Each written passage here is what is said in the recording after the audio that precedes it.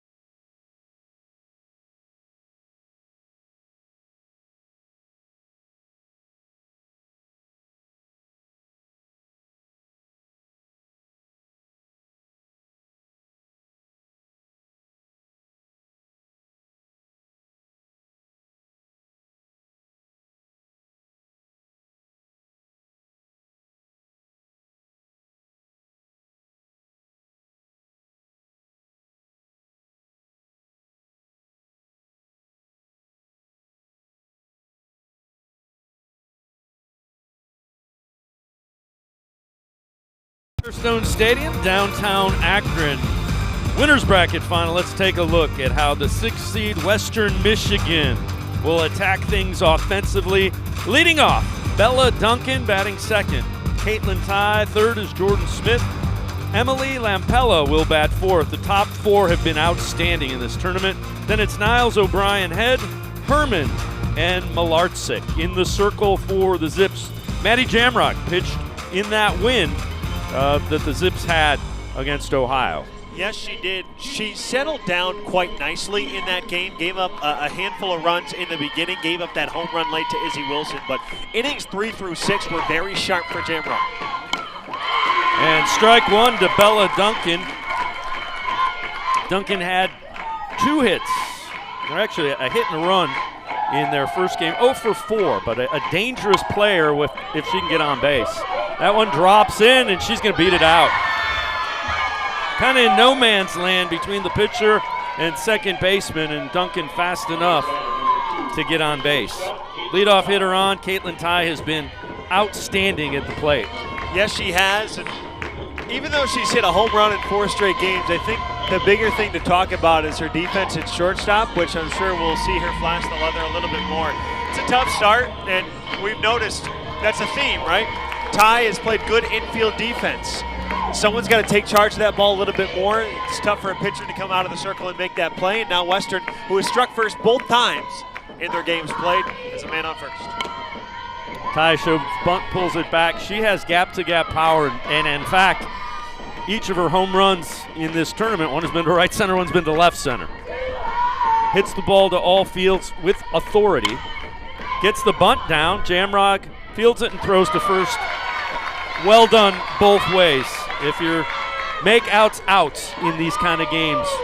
Yep, and Akron handles it well, covering second. Or covering first, that is Brooke Civic. Western sacrifices more than any other team in the league, and now you have a fast runner on second with Bella Duncan and Jordan Smith, who has also been a strong hitter in this tournament. Yeah, Smith 3 for 4 in the first round game, 2 for 5 with 2 RBIs yesterday. So multiple hit games in each of the tournament. Jamrog gets ahead, strike 1. 6-game hitting streak for Jordan Smith. Dan, we've talked the at-bats for the top 5 in this lineup have been outstanding. Seen a lot of pitches working to get good hits, and then when they get good pitches, when they get the pitches, they're not missing them. No, they're not, right? And it's part of what you have to do, right? We saw a ton of great at-bats in the final game yesterday between Ohio and Central Michigan. Timeout is Sophia Weigest going to tie her shoe over at first base. And it's been timely hitting, too.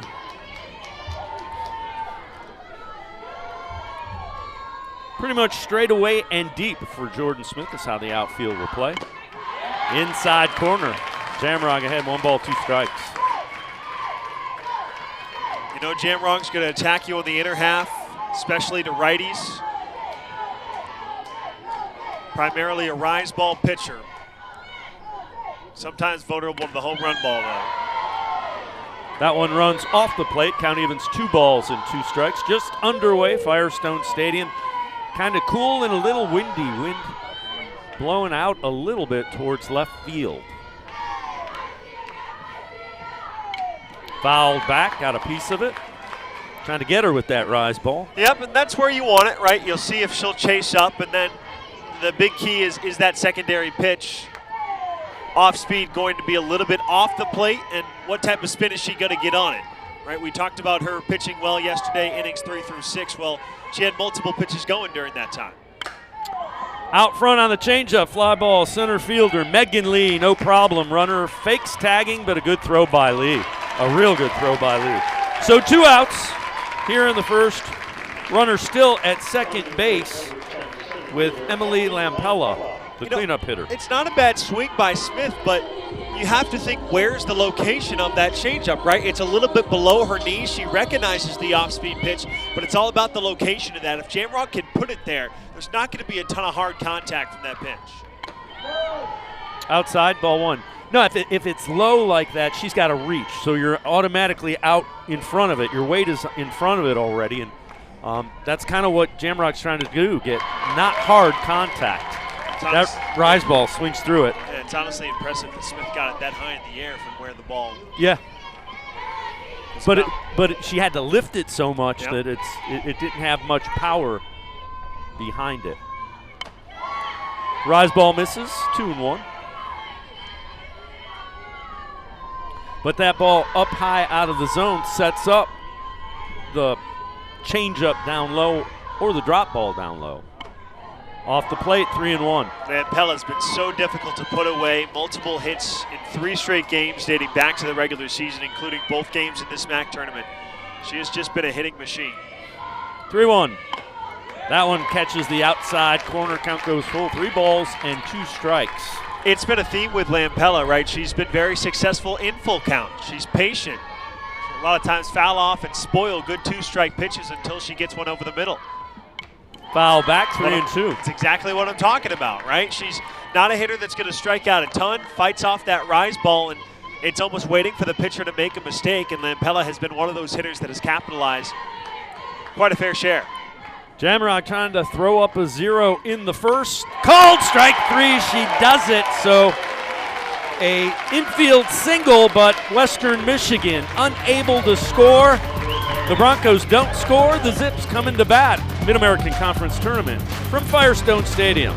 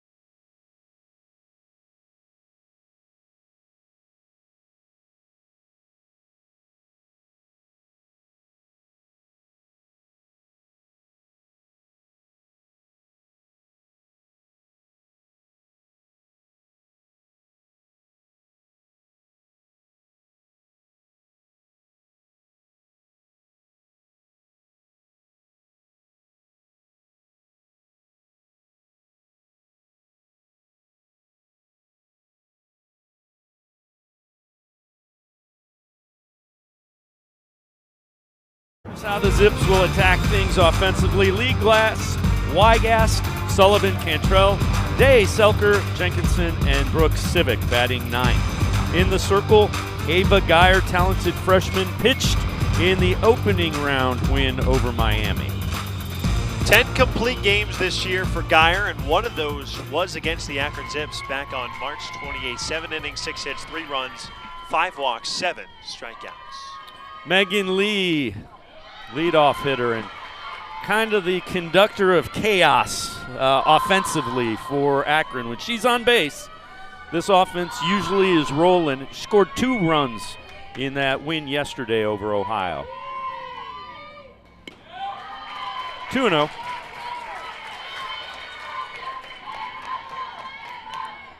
Akron is a lineup that is a little bit vulnerable to the strikeout. Geyer has good stuff, but a lot of times when you talk about a freshman, you're going to get an early indication of her strike zone. That one catches the corner, 2-1. And she's trying to get a feel for that off-speed pitch early. You know, you can throw it so much beyond the wall in the bullpen, see what you have, but it's a whole new thing when you step in the circle to see if you have control when a hitter's in the box. 3-1. Lee hit .415 during the year and has outstanding speed, kind of sets up the middle of this order when she's on base. Geyer's been away.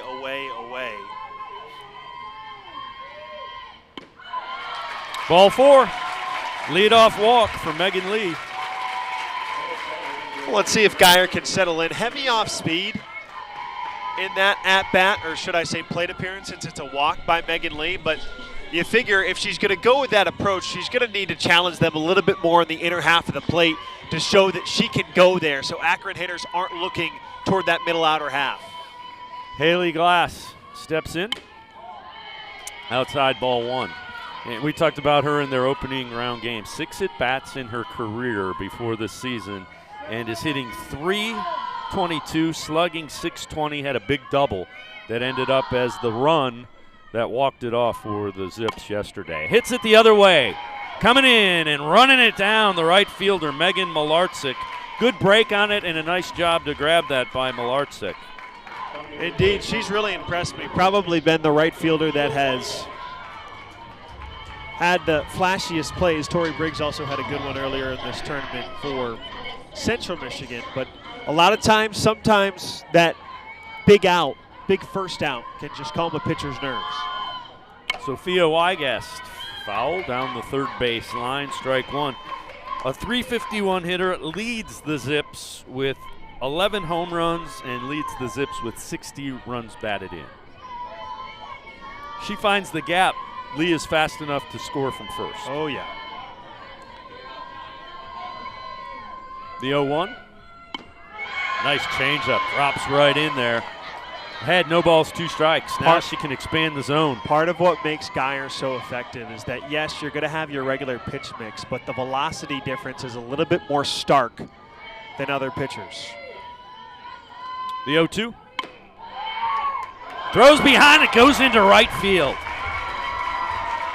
Now an RBI situation for Wygast on the errant throw by Head.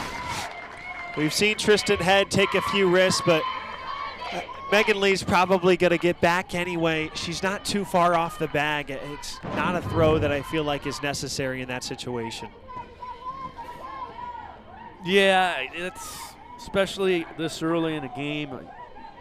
And again, going out to settle down the freshman pitcher. And I get it from Head's position. You're trying to make a play. You want to make sure.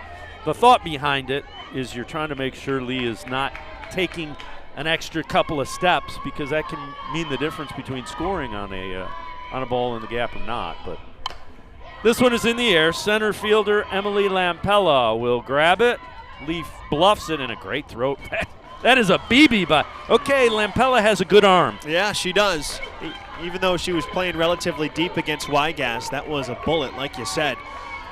Geyer again goes with that changeup, and it's so tough even when it's in the zone because it's coming in even slower than you expect, so you can wait. You can know it's coming, and sometimes you're still early on it. That was the case there with Wygast. Lily Sullivan, the cleanup hitter, trying to pick up that runner at second base. Hits it to left. It has some carry off the wall, and it is foul. Had a chance to, it kind of hooked as it was going further out, and it's a foul ball. Just missed a home run there for Sullivan. That cannot discourage Geyer from going in, though, because she needs to establish that part of the plate. Sullivan just had her hands ready. Here's the 0-1. That one misses outside, 1-1. Because if she goes far in enough, right? Yes, that caught a little bit too much in the middle of the plate, which is why it was almost a home run, but the best she can do is probably hook it foul. Right, that pitch was far enough in. Outside corner, called strike 2. As a pitcher, you just kind of look at that, it's a strike. Scott Helmke behind home plate, if he's going to give pitchers that call, that's pitcher friendly. So Sullivan now behind in the count, 1-2. Geyer, good changeup, but it's out of the zone, 2-2. The change of speeds is pretty dramatic for Geyer, and that's a good thing. And I wouldn't mind going up here. You've gone back-to-back changeup. See if she'll go up and chase out of the zone. 2-2. Misses outside again, 3-2. She goes up, but it's away. Right, that needs to be up toward the middle of the plate, so it looks more enticing with a late rise action. Now I can see her going back to the changeup around the knees. Geyer delivers. Foul back by Sullivan. The battle will continue.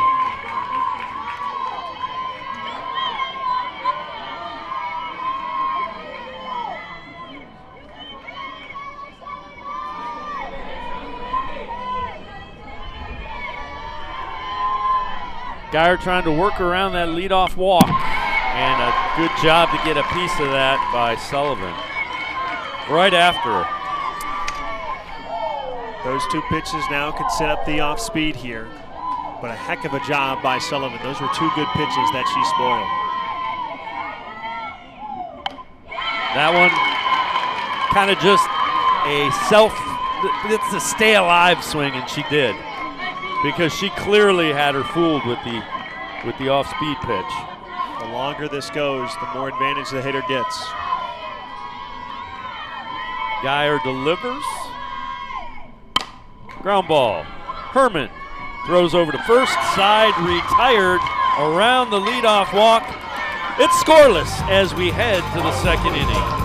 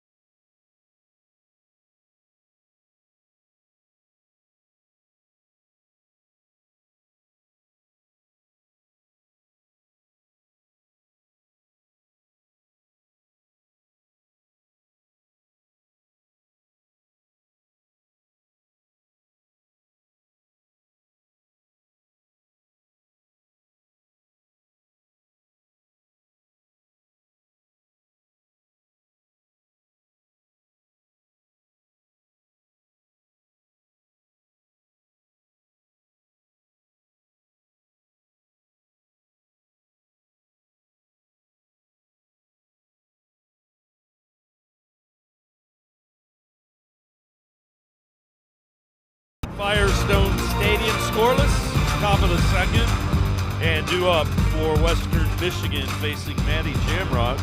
Annalise Niles, Riley O'Brien, Kristen Head.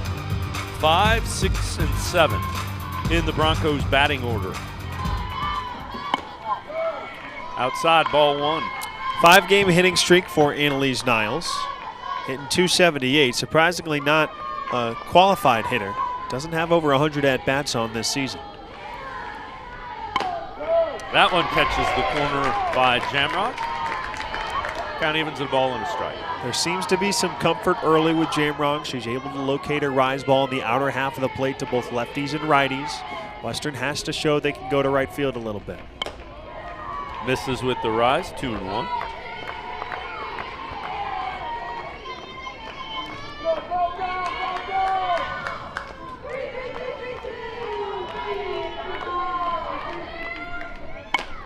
Swings through that one, 2-2.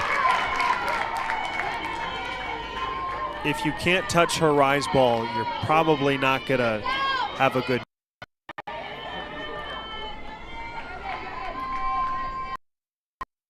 The 2-2 just misses off the plate, maybe a little low. Count goes full, 3 balls and 2 strikes. Love that spot though, right? Changes the eye level. Hitters thinking, I got to be ready to catch up to that rise ball again. Then you go right below the zone. Swing and a miss, back-to-back strikeouts. One to end the first and the second to lead off the second. They'll bring Riley O'Brien to the plate.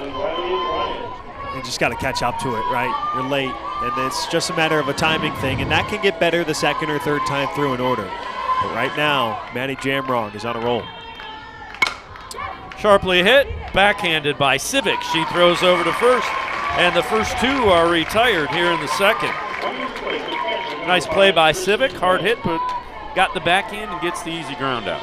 I like the aggressive approach from Riley O'Brien, knowing that Jamrock has been a strike thrower in this game, and they haven't had a huge gap-to-gap hit yet. That one fouled away, strike 1.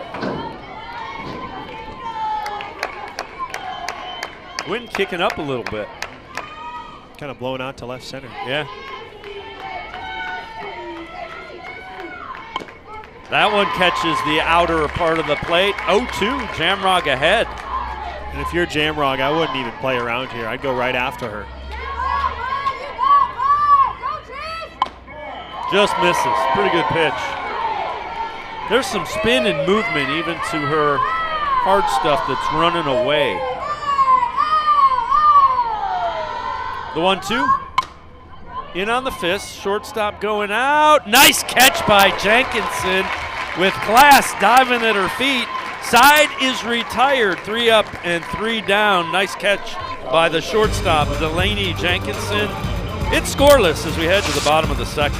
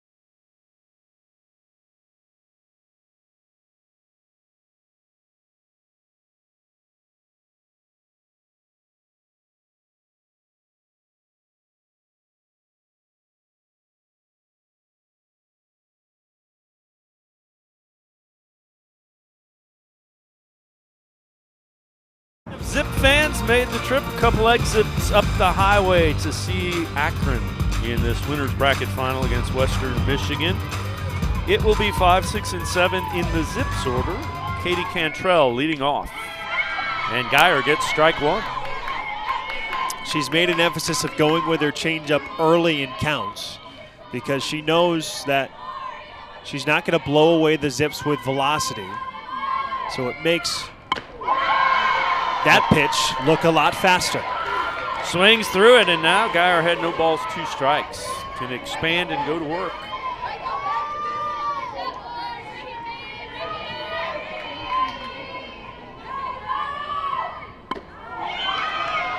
Cantrell won't chase, 1 and 2.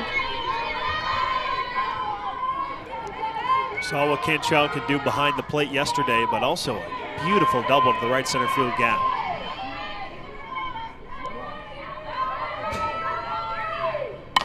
Hard hit. Herman fields it at third, throws over. Good arm, gets the out. Well, you got to have a good arm to play the hot corner, right? And she's had 2 consecutive putouts. Cantrell, not the fastest runner, but something you notice, right? The Western infielders haven't panicked with their feet, right? She sets her feet, has time, squares her shoulders, makes the strong throw, makes the play. It's how it's supposed to be done.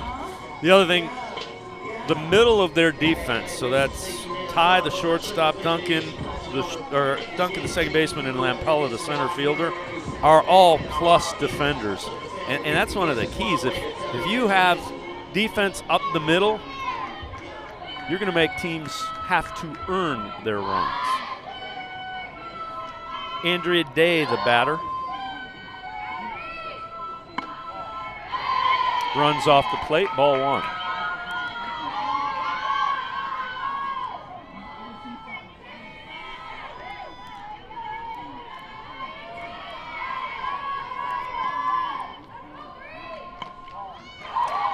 Well off the plate, 2-0. Geyer's got to make a little bit of an adjustment against left-handed hitters. So it started with Lee, who she gave the leadoff walk to. Glass, she was behind early in the count, 2-0. She's trying to hit that outside corner, but hasn't been able to do it yet. Check swing. Geyer fields it without any problem. First 2 are retired on groundouts. And she can get away with that because of the changeup, right? This is a great pitch that creates a lot of indecisiveness from Day. Thinking, oh, it's a changeup, I'm going to be early on it anyway, but her bat's too far around in the zone already. It results in an easy out for Geyer. Sydney Selker, the batter for the Zips. Misses. 1-0.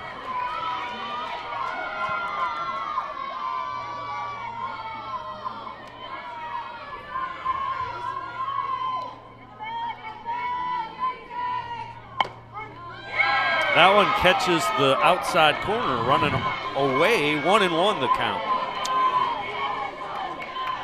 Scott Helmke has been a little bit more generous than our previous home plate umpires to both pitchers, I would say. The 1-1, fouled back. So Geyer ahead, 1 ball, 2 strikes. And Geyer has to understand, and I'm sure she does, that if she's going to get that pitch in the outside corner, that's where her bread and butter is. But I like that pitch. You have to be able to go in every now and then to set up that pitch in the outer half. Change up, popped up. The shortstop, Ty, will call it and grab it. Side is retired, 3 up and 3 down in the second.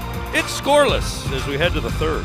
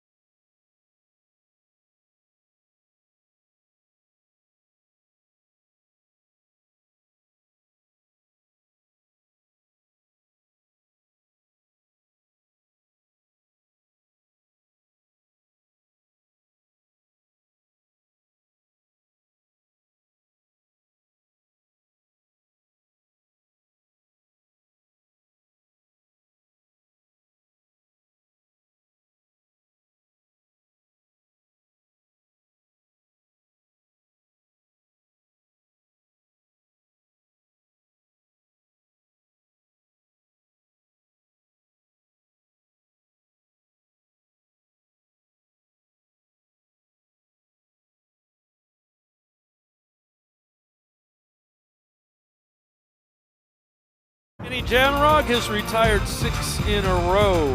Western Michigan will send up 8-9-1 in the batting order to face her. Hannah Herman, Megan Malarczyk, and Bella Duncan here in the third inning of the scoreless game.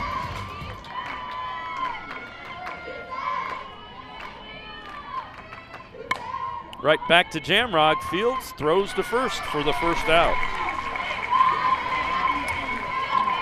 Now 7 in a row retired for Maddie Jamrog.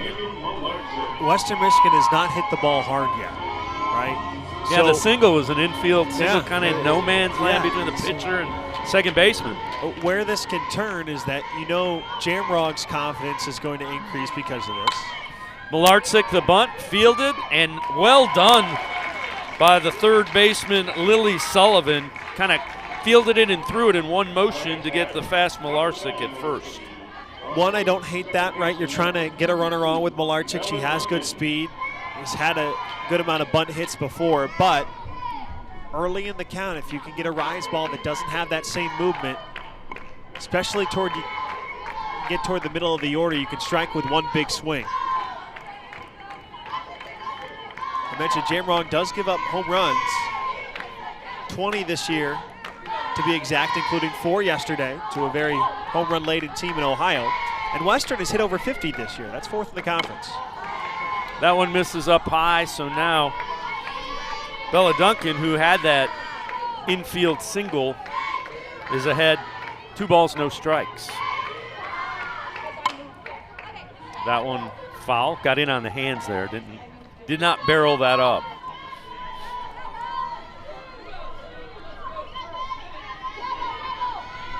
Two and 1 the count. Hard hit, Sullivan fields it, throws 3 ground outs. Side is retired in order. 9 straight set down by Jamrog. Scoreless as we head to the bottom of the third.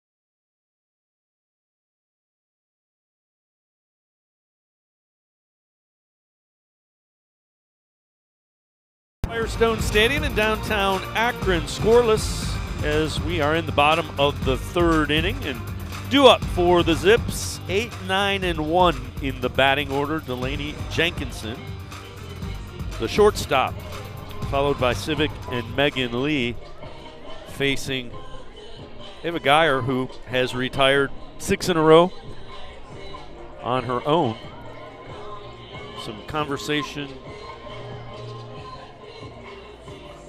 between Marley Jackson and the home plate umpire, and everything all set aside. And again, the wind kicking up even a little bit more, Dane. Saw some peeking of the sun earlier this morning, but Nice not much else. Nice pitch, right outside corner, right at the knee, strike 1 for Geyer. Geyer has done a really good job of getting ahead.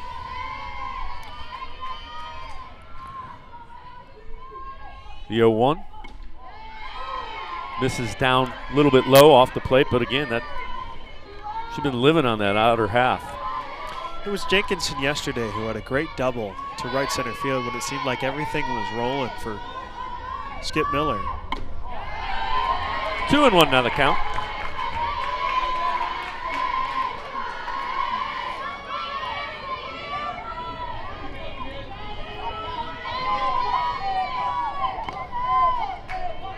Geyer delivers. A little bit of a check swing. Nice play by Geyer. Couple of steps, fields it, throws to first for the out. Well, a lot of pitchers are pretty tall, but Geyer, she's one of them, right? And she takes one step out of the circle. She just reaches out with her glove hand, snares it. That's an ordinary play for her. The one thing is she maintained her balance. You know, if you get off balance, all of a sudden moving to that side of the diamond is hard, and she had no problem. I mean, she got it and wasn't going to be a problem. That brings up Brooke Civic, slaps it to the shortstop, and it's handled nicely by Ty. Ty is a really good defensive shortstop. I cannot tell you how impressed I have been by Caitlin Ty. 2 outs, and that'll bring up Megan Lee. Walked to lead off the ball game. The lone base runner so far for the Zips.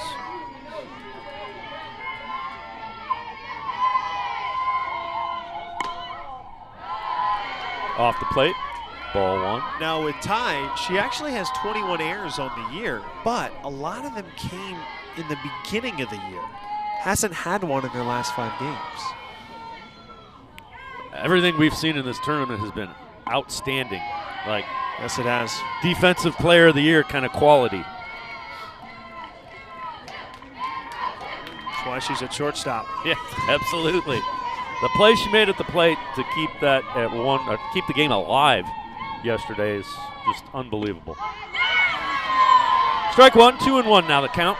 Good 2-0 pitch to Geyer, and sometimes it's a little bit of luck where you face a hitter, but I think it's important they're facing Megan Lee not to lead off an inning or with runners on base, specifically with 2 outs and no one on. Absolutely. Lee makes this offense go. Drops down the bunt, and she's going to be on first. That made it close, but if Lee can deaden the ball and make a defender move, it's going to be awfully tough. First hit of the game for Akron. That's a great play by Tristan Head. That is a rocket. She thinks she's safe. Yeah. They're going to talk about it as they should. Real nice play defensively by Head.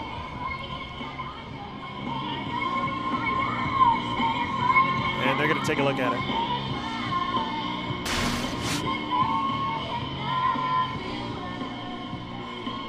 She's safe. She's safe. I think it'll be a quick review, but they're going to review it nonetheless.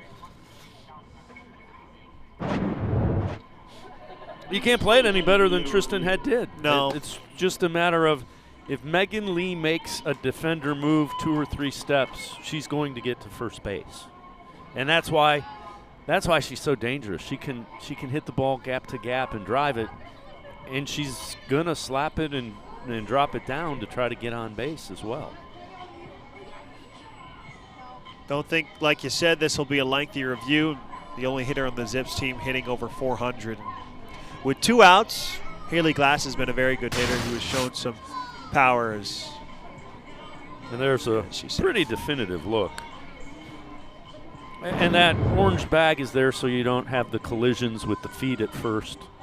Done it for a few years now.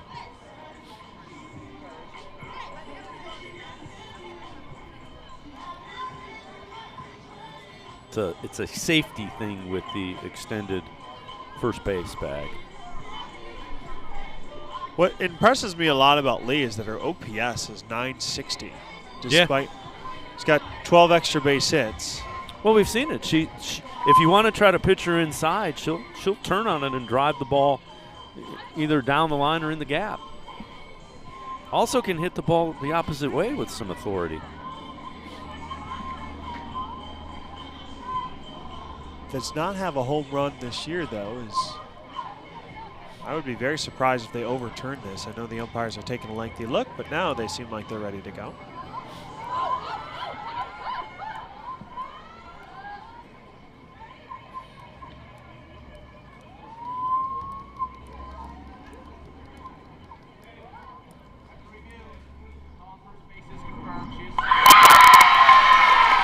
So it is an infield single for Megan Lee.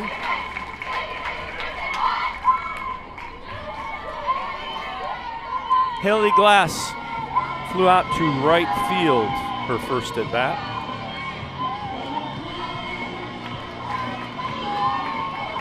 Is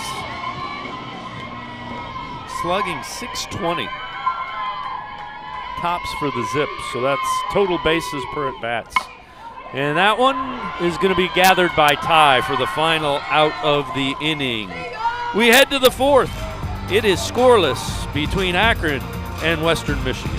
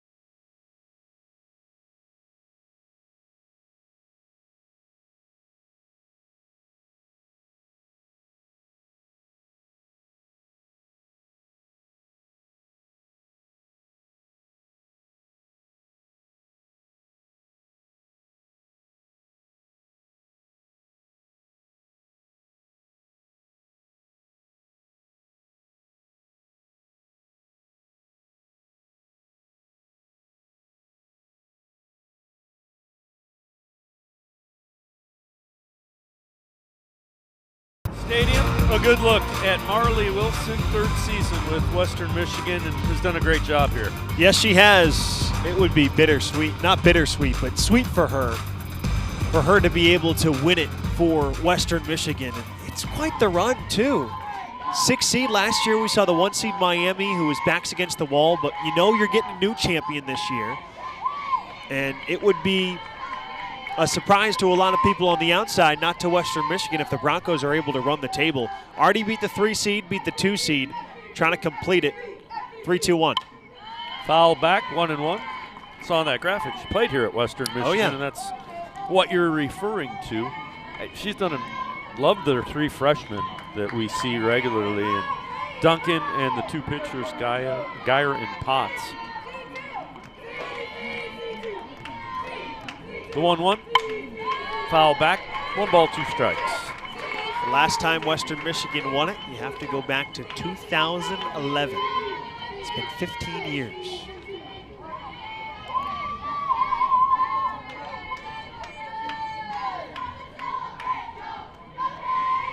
Jamrog, 1-2, in on the hands.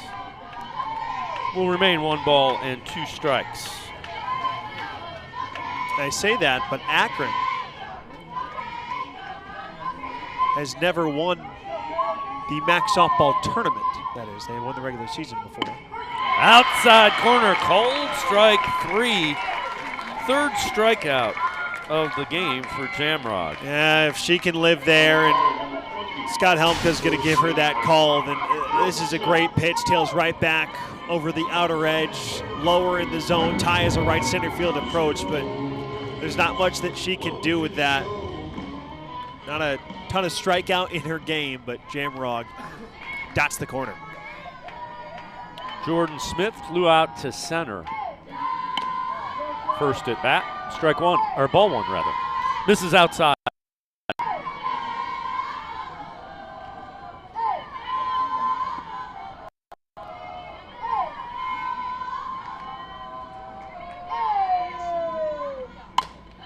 In the air, and a nice job to hang on to it by Sophia Wygast. Akron is fortunate here This is Weigast ball all the way, but she almost doesn't catch it because of Cantrell. This is a really difficult play for Cantrell, and Weigast needs to call her off. Needs to be a little bit more vocal there, but Akron will take it. Out number 2. Brings up Emily Lampella. Was called out on strikes her first at bat. Fouls it back. Strike 1.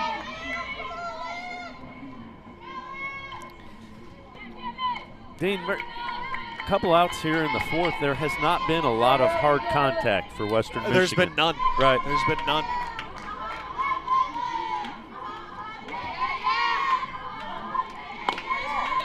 That one off the plate. 1-1. You really say the same thing for Akron. Yeah, maybe a little bit more, but yeah. And there are different reasons why. The 1-1. Fouled back. Good rip at it. A little bit more of a generous strike zone, you could create some similarity, but Western has shown they can't time up Jamrog's rise ball right now, and Akron has shown they can't sit back on Geyer's changeup, right? She's thrown some up in the zone, but they've still been out in front. The 1-2. Lampella won't chase. Count evens 2 balls and 2 strikes.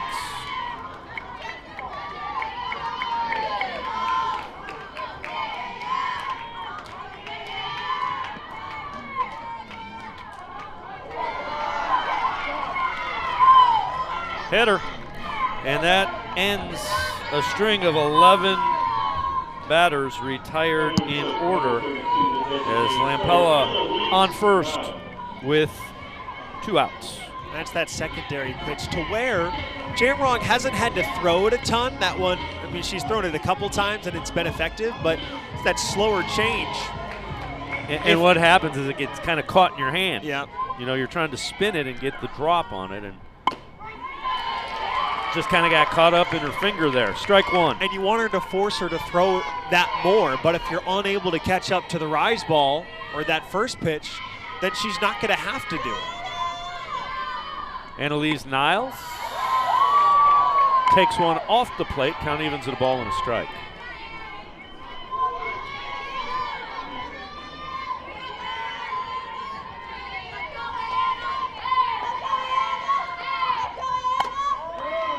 Two and 1.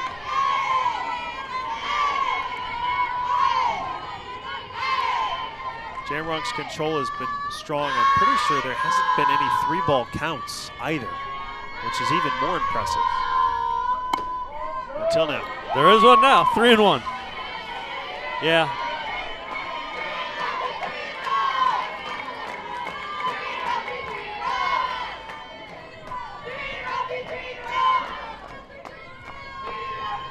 Ball 4. So now a hit batter and a walk have 2 out, or with 2 on with 2 out for Riley O'Brien.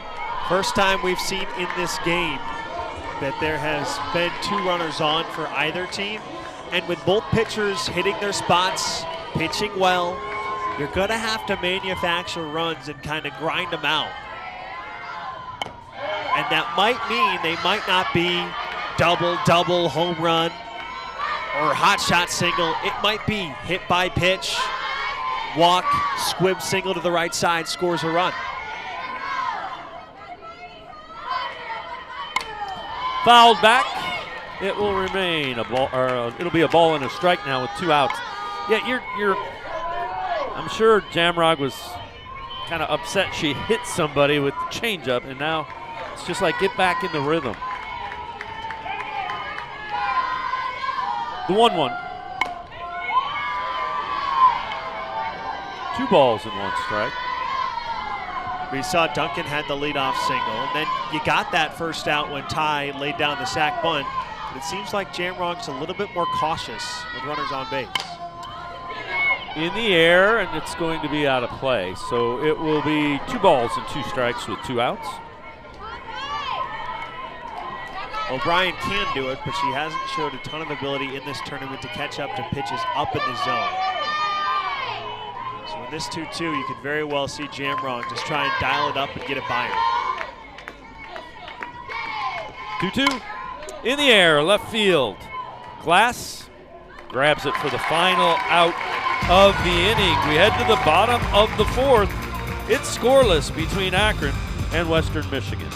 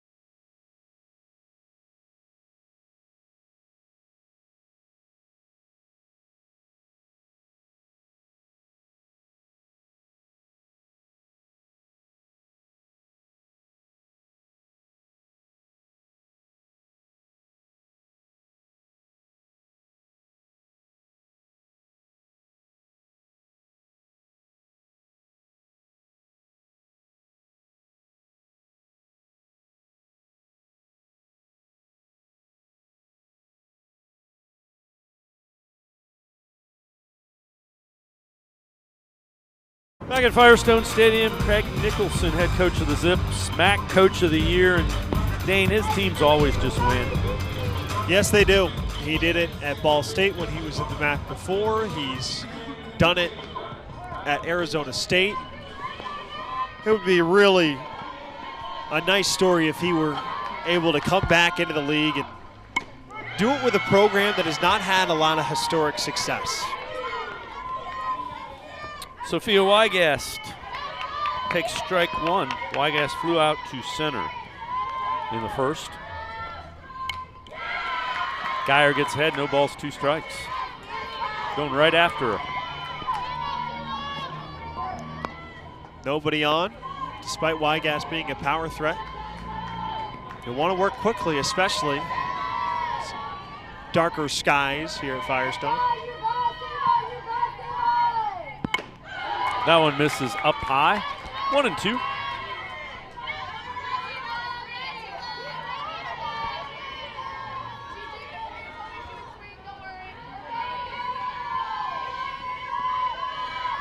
Geyer delivers. Had wanted the inside corner, and they say 2-2. I think she popped up so fast. I think she should probably give the ump a little bit more time to make that call. Fouled down the left field line, and it goes out of play. She was a little bit out in front of that, and it's a nice pitch by Geyer. Good location, but I'm still wondering who is going to be the first Akron hitter to truly sit back on it and not be out in front. We're able to recognize it, you know it's there, it's just doesn't get there in time. Misses inside again. 3-2, so clearly they don't want Weigast to get her arms extended. They keep pitching her inside. I think you go back to the change.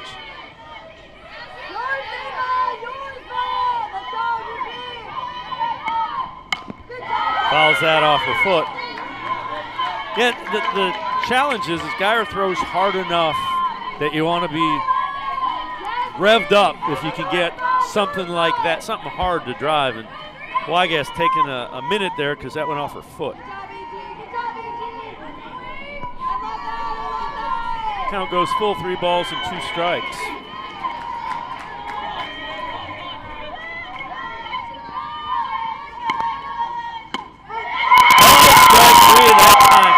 Got the corner, kept pounding it in there until she got the call.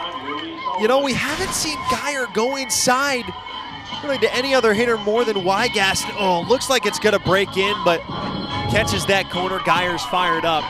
That is a beautiful pitch, and one that I would have liked her to establish a little bit more in the first few innings, but in the air. Olarczyk will grab it for the second out of the fourth. You know, now I'm thinking about this strategy. It's almost like the first time around, she established more with her off speed, and that's kind of opposite, right? A lot of times, pitchers are going to establish their rise ball, then use more of their off speed repertoire their second or third time around. Second time around, it's almost the opposite, right? Establish the off speed early to make sure you have it. Now she's going more in on those Akron hitters, utilizing a fastball. Cantrell takes strike one. Katie Cantrell grounded out to the third baseman in her first at bat.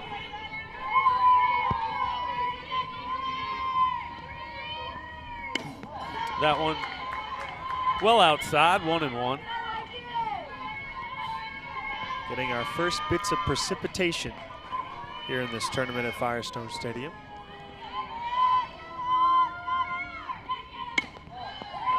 Misses outside again, 2-1 rather.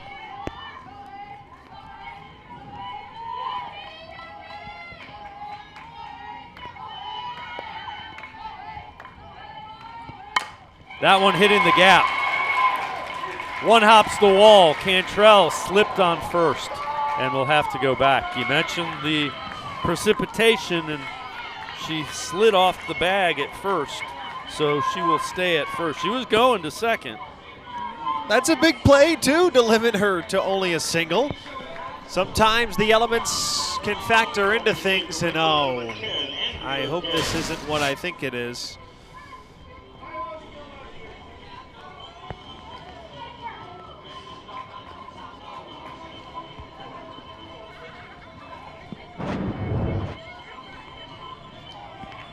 I think they're going to finish out the inning, is what he's.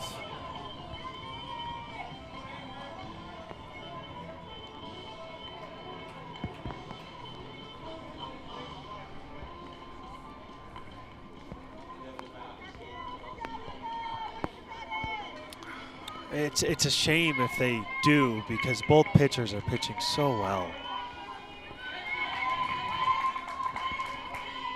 Andrea Day grounded out to Geyer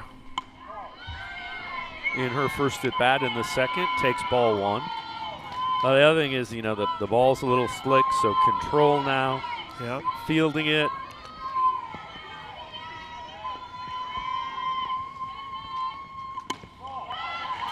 That's outside, 2-0. 2 outs, runner at first.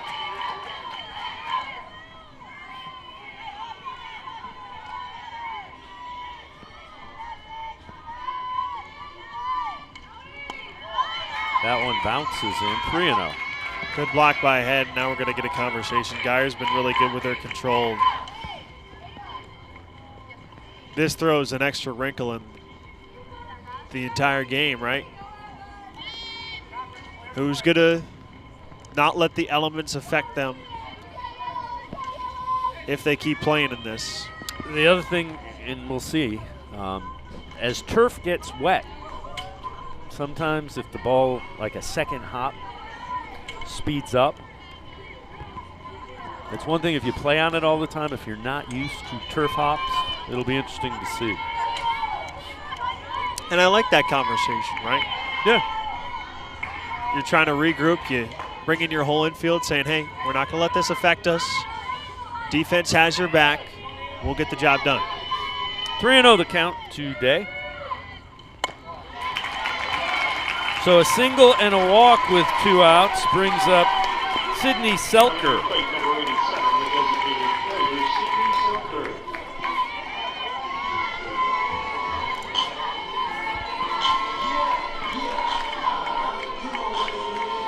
RBI opportunity for Selker with 2 outs here, bottom of the fourth.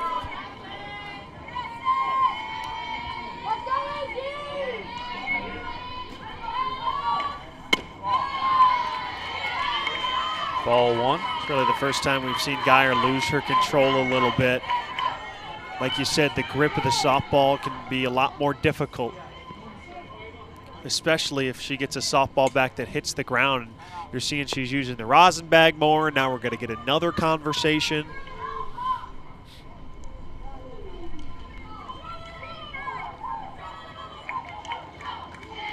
And if there is more rain in the forecast, this could be more of a conversation to say, hey,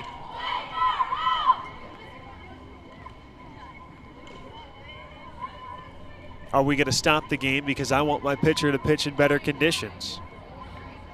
Because Marley Wilson could be saying, hey, if we're stopping this game after this inning, right, why doesn't Maddie Jamrock have to pitch in the rain?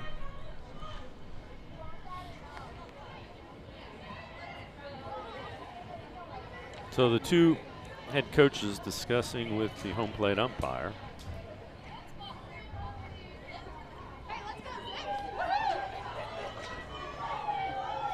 So they gave her a towel to dry her hand.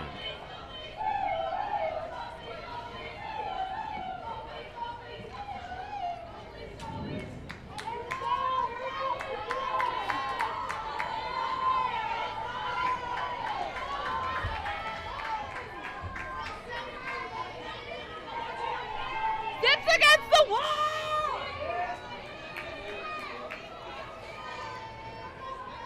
Makes it difficult for a hitter too, all these pauses. Yeah. For the pinch runner. Ava Hensley pinch running at second for Cantrell, the catcher. Selker does have 10 home runs on the year, second on the Zips. Outside corner strike. So the count evens at a ball and a strike. Maybe that towel will work. And she's going right to the rosin bag every single time. She was not doing that before it started raining. The 1-1. Selker with the swing. Got a piece of it, but 1-2 the count. You have room to work with. I'd go up here again.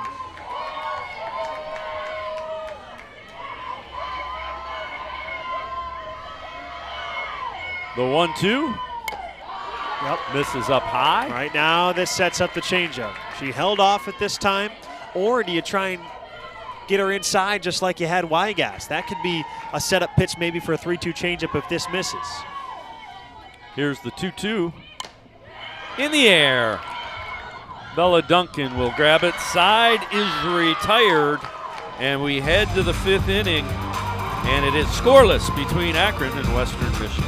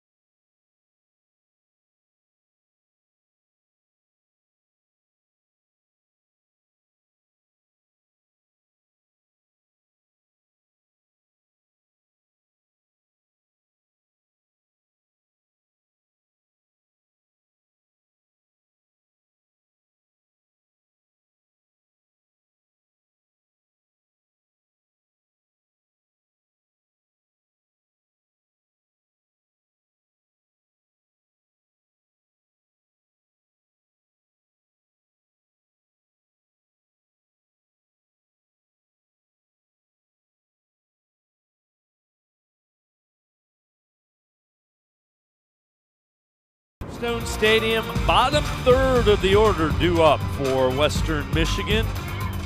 Tristan Head, Hannah Herman, that's foul back, and Megan Malarczyk facing Maddie Jamrock. Scoreless game in this winner's bracket final between the top seed Akron, the 6th seed Western Michigan. The winner just one win away from a MAC championship. Jamrock, hard hit, knocked down by the third baseman Sullivan, but unable to come up with it. So leadoff hitter on for the Broncos. Great swing by Tristan Head. Could this be what gets Western Michigan going? That's the hardest hit ball they've had all game long, and it's against one of their hitters that has one of their lowest batting averages, though she's put together good at-bats in this tournament. Probably a sacrifice situation. Yep. Head trying to get the bunt down, but cannot do it. It goes as a hit, as I think it should have. Yeah. So strike one on Head. And now again, if you're going to sacrifice, make sure you get an out. And if you're Head, you got to get the bunt down. If you're Herman, you got to get the bunt down and get Head to second. Ooh, that was. She was trying to draw the third baseman in and then slap it by her. Pull back enough almost. You got to hit with 2 strikes. So now Jamrog ahead. But from where 0-2. Sullivan was placed, didn't seem like she was that far in. Outside, ball 1. What you're trying to do is just get it by her. You know, if you draw her in 2 steps, it gives you a bigger hole between shortstop and third base. Here's the 1-2. And that is foul. Sometimes that's the type of little luck you need in this tournament, right? Both pitchers are hitting their spots. Can you just find a little bloop down the right field line that could skip into a double? Kind of battling off the pitch, and it goes foul, so it remains 1-2. Herman couldn't get the bunt down. Trying to find a way to get Head over to second.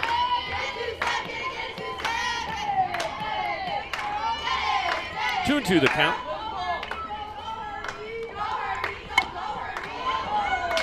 Count goes full. Good job of battling back by Hannah Herman. Yes, it is. Head just picked up her first hit of the tournament. Can Herman do the same? Fouls off a pitch. It will remain 3 balls and 2 strikes. And this is an awesome at-bat so far for Hannah Herman, battling.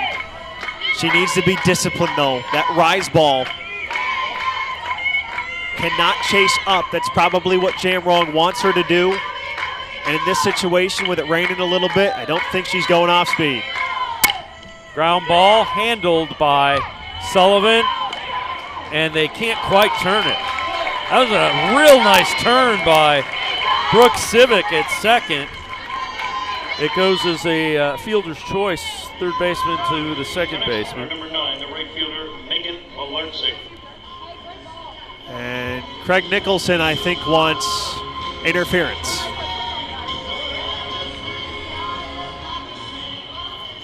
That's exactly what he's asking.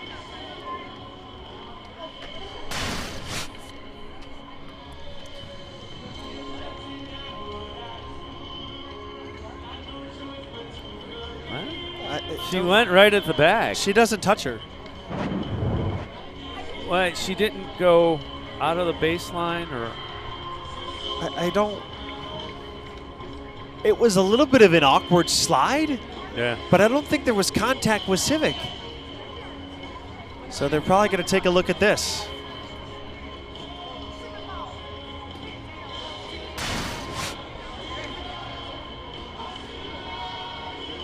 She's not coming. If she was sliding to where she's moving off of the base, I could see that. She's sliding to the base where her initial foot was, but she came off and she didn't interfere with where Civic was stepping to throw.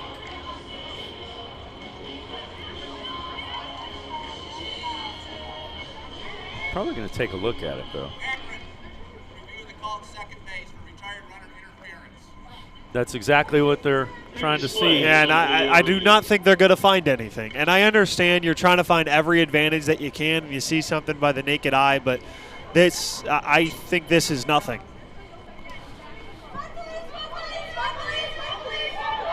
I didn't think, did she put her hand up or anything like that with maybe the slide? contact with her like that would back be heel with her hand. But Civic was already off the bag, right?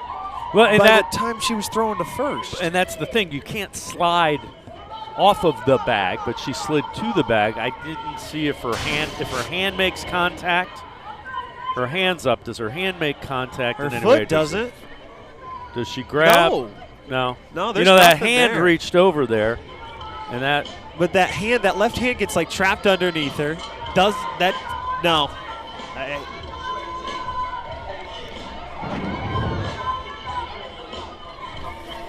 So they will review it. I don't think there's anything there.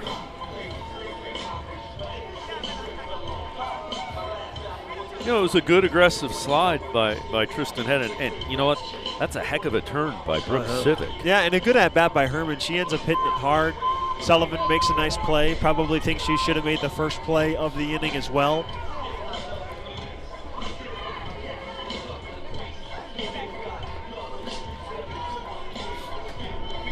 I almost feel like, as I assume they're going to uphold this, it's kind of disadvantage here to Jamrock. She's not throwing pitches right now. She's just out there standing in the cold. Short sleeves as well.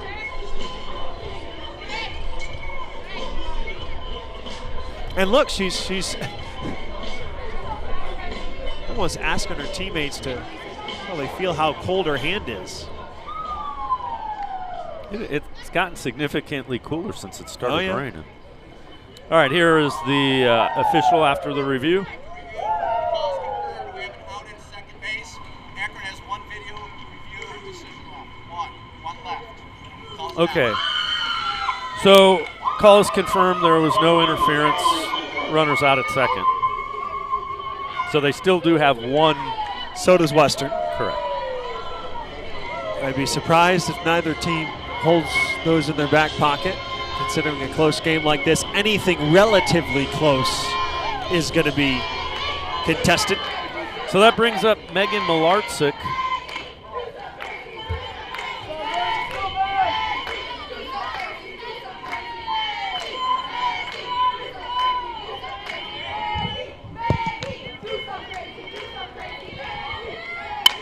Fouled back, 1-1. I'm interested to see Jamrock's control after this delay. 1-1 here. Can she consistently locate as the weather kind of turns, but she has shown no indication of slowing down. The 1-1. Trying to shoot that into left. Right approach, barrel's there, bat path is on, late. So Jamrock now ahead. 1 ball and 2 strikes, trying to work around a leadoff single. Misses outside, 2-2. Like that location, knowing she's trying to go to left field, thinking that would be an enticing pitch to Malarczyk.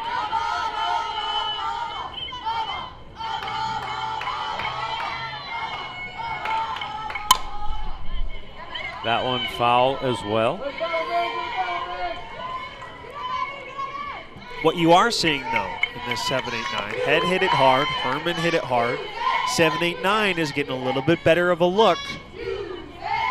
Seems like Western Michigan's getting more comfortable, whereas for Akron, we haven't seen sustained comfortability against Geyer. The 2-2. That's out into left field. Base hit off of Delaney Jenkinson's glove. So now runners at first and second with 1 out for the top of the order, Bella Duncan. Second baseman Bella Duncan. The more you see her, usually the better you're going to get.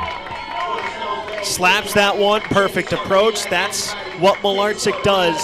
3 straight good at-bats for Western Michigan's offense. First time with a runner in scoring position for the Broncos, back to the top of the order with Bella Duncan. Duncan's had a little infield bloop single in her first at bat, grounded out to the third baseman in the 3rd inning.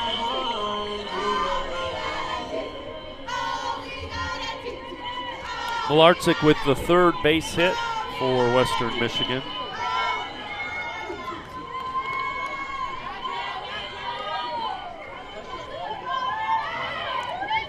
Duncan hit .343 on the year. Takes ball 1.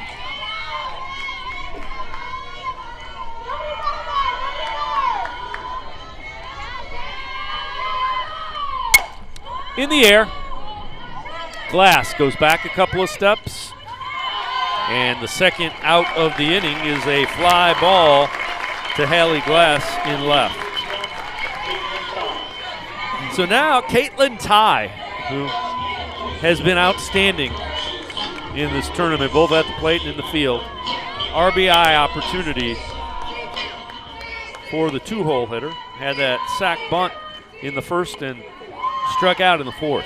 13-game hitting streak on the line for Caitlin Ty. Jamrog delivers. 2-0. You got to be careful here. Right, you clip the outside corner. If you're Ty, you're thinking one pitch. She likes the gaps. In the air, Glass will run it down. No, that hit the fence? It hit the fence, they say. She had it in her glove, it popped out, and they say it hit the fence. Now, if she's not near the fence, I think she catches it. But yeah, it pops out of her glove, and it clips the fence. So this is not a catch or an out. Yep, right there. Off the fence.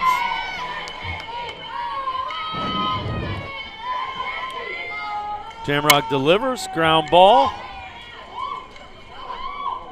It's a foul ball.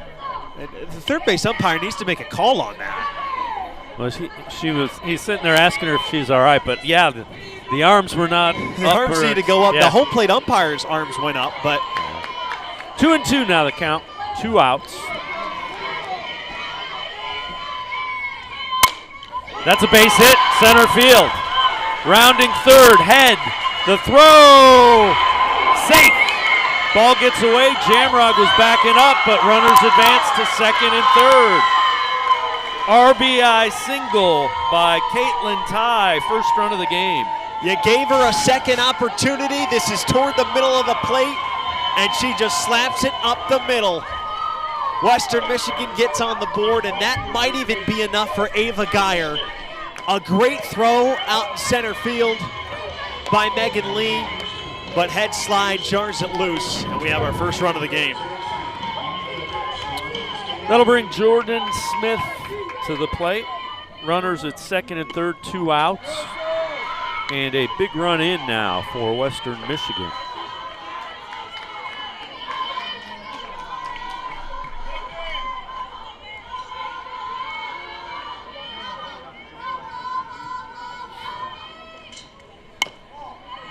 Two and 0. Here, Western, I feel like one run is not enough. It might be, but you really want to cash in here. Base hit makes it 3-0.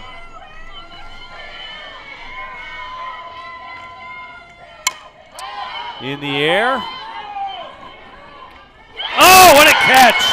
Lily Sullivan goes into the Zips dugout and grabs it. The side is retired, but Western Michigan gets a run on the single by Caitlin Ty. They lead at 1-0.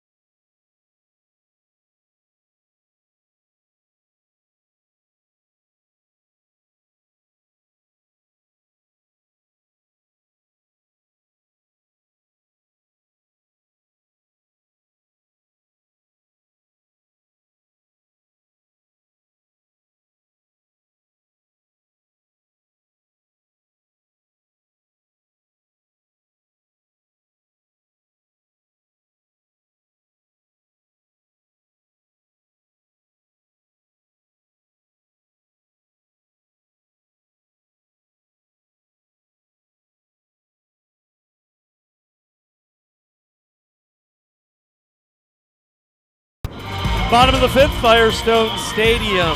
1-0, Western Michigan with the lead. 8-9-1 due up for the Zips. Delaney Jenkinson, Brooke Civic, and Megan Lee. Jenkinson takes ball one, grounded out back to the pitcher Geyer in the third.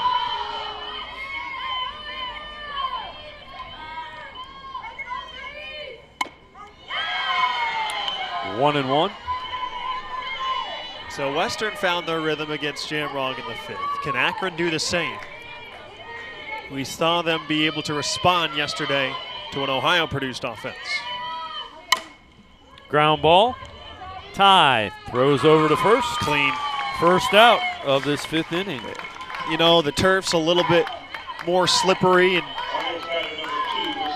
it's kind of an in-between hop that she took it on, but she's got that second hand to make sure she secures the softball, and the throw is never in question. One down. Brooke Civic grounded out to the shortstop in her first at bat. Ball one. Geyer misses inside.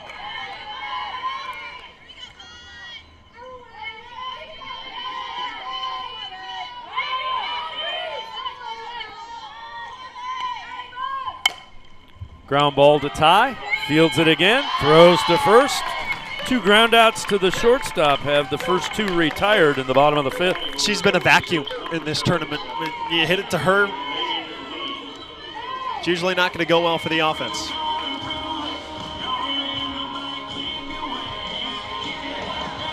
Again, Lee comes up 2 outs, nobody on. Very similar situation here. Has reached both times.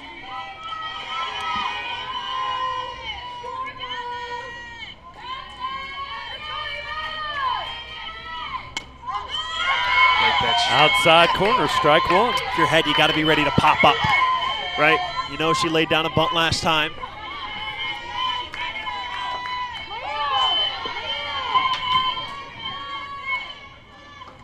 Thought about the bunt, takes ball one, 1-1. Herman playing in at third, and it was actually Herman that scored. Nice little slide last inning.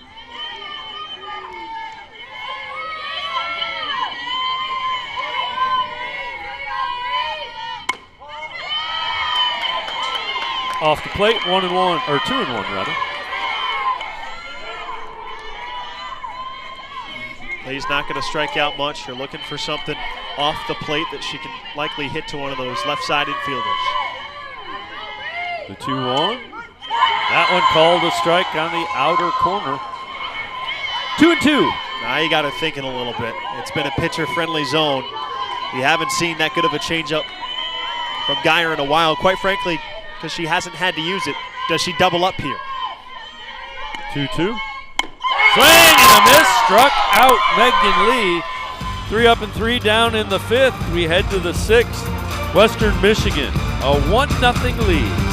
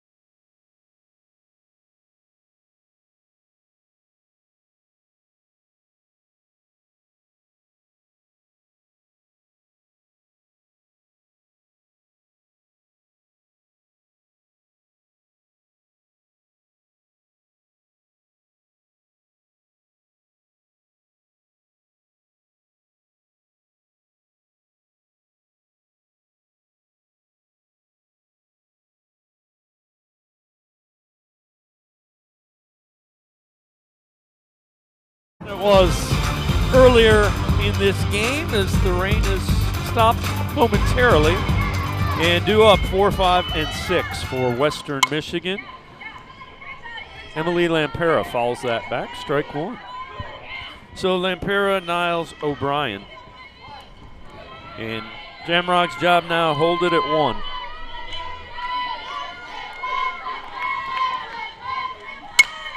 Bunt right back to Jamrock, and she retires Lampera, leading off the 6th. You know, I'm not a huge fan of that from Lampella. She's a hitter that's had 5 hits in this tournament. She lays down a bunt. I think Jamrock's saying thank you very much for the free out. Yeah, first out as Lampella's bunt goes right back to Jamrock.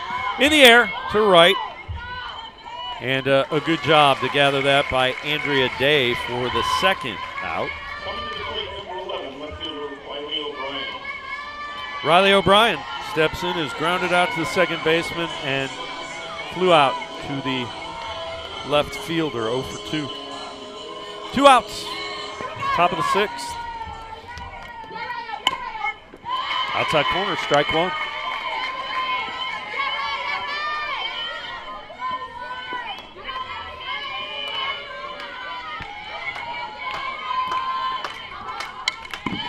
Gets a piece of it, 0-2.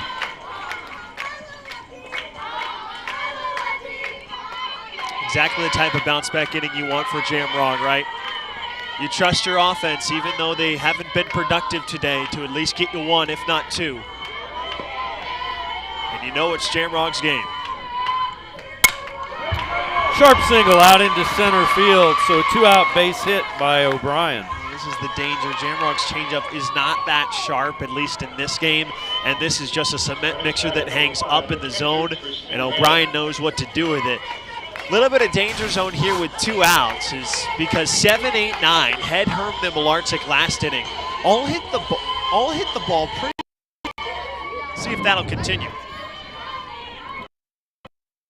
Head had to start the 5th. This one headed to the gap. It's going to go off the wall. O'Brien rounding 3rd. Here's the throw. It is offline. A triple will score the 2nd run of this ball game for Western Michigan. Your season statistics can be one thing, but when you get to the tournament, throw them out the window. Tristan Head has been the best hitter for Western Michigan today. Hits a line drive last time, finds the right center field gap. That is a massive insurance run for the Broncos. And we're going to get a pinch hitter for Western Michigan. Liliana Janesco will pinch hit for Hannah Herman. For Tristan Head, the senior from Wright City, Missouri, that is her first triple of her collegiate career. Comes at a good time. Yes, it does. Rather, her first triple with Western Michigan, at least. She did play. Ground ball by Janesco. And a nice job by Jenkinson to get it over to first side, retired.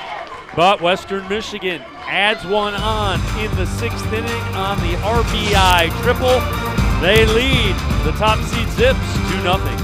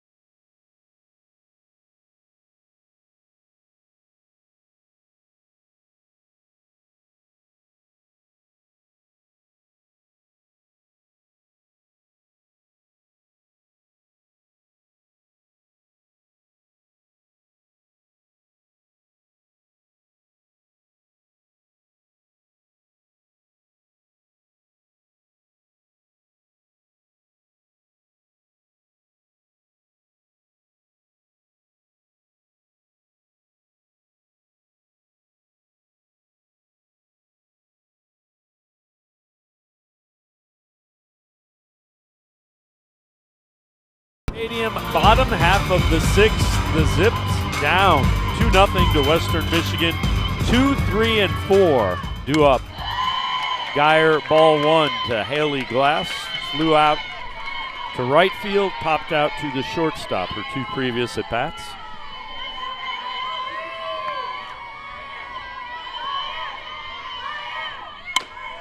Off the plate, 2-0. Zips looking for a base runner and something to get rolling.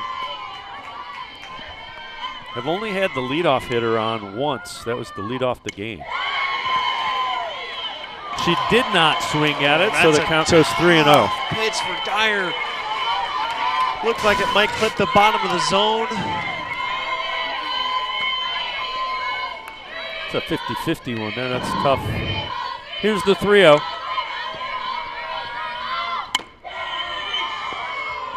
Ball 4.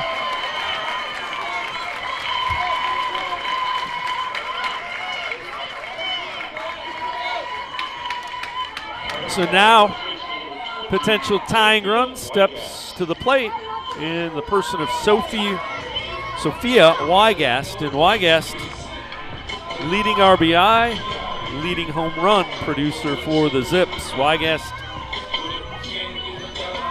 looking for something she can drive here. It's dangerous with the way you pitched her last time, because if you miss in, you hit her from where you were locating last time, and if you miss the other way, it's going a long way. Yeah. Turns on it, it's foul. They're going right back to that same strategy. Yeah, she got it in on the hands. To your point, if you miss over the out or inner third of the plate, she's going to barrel that up, and the question is going to be, is it at somebody or is it big problems for the defense? And here's what I'll say is that if she can jam her in enough and it's a ground ball to third. Could be a double play. Yep. Yeah, this infield defense for Western Michigan is very good.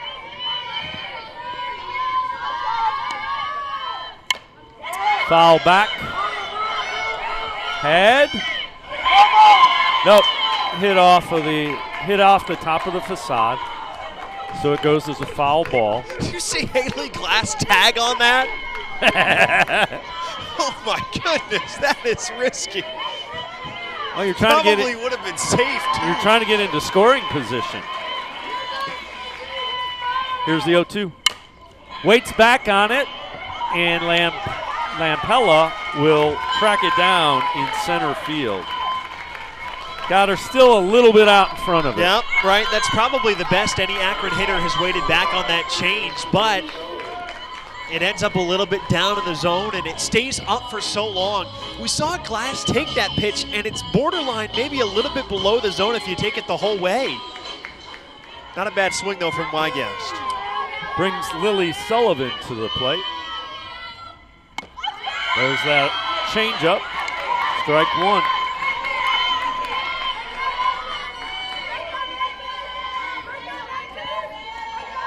One out, one on in the sixth.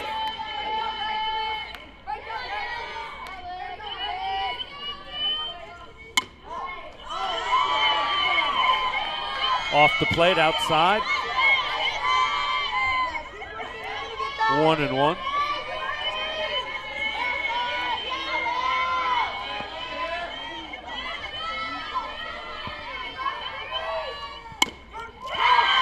That one catches the outside corner, 1-2. Sullivan in the first pitch wanted absolutely nothing to do with the changeup. The 1-2. Fouled away, will remain 1 ball, 2 strikes. I see why. That's a desperation swing right there, and you're still out in front.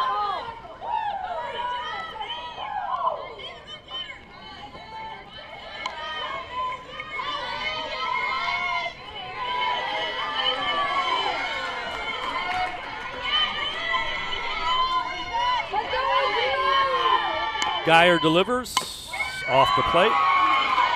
2-2.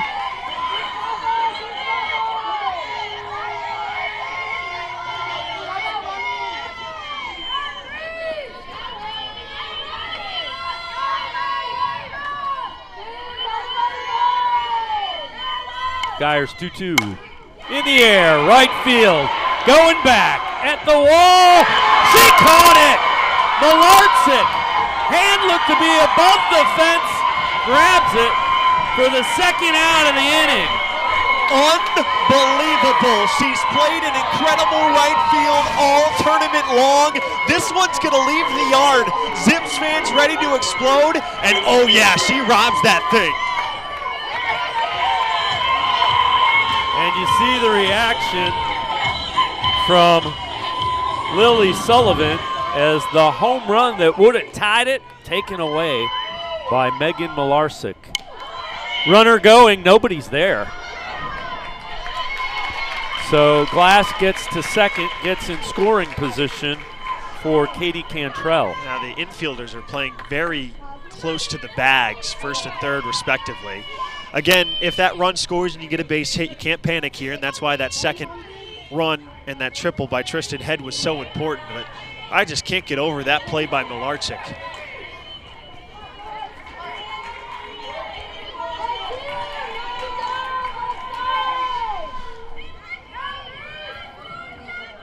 The 1-0.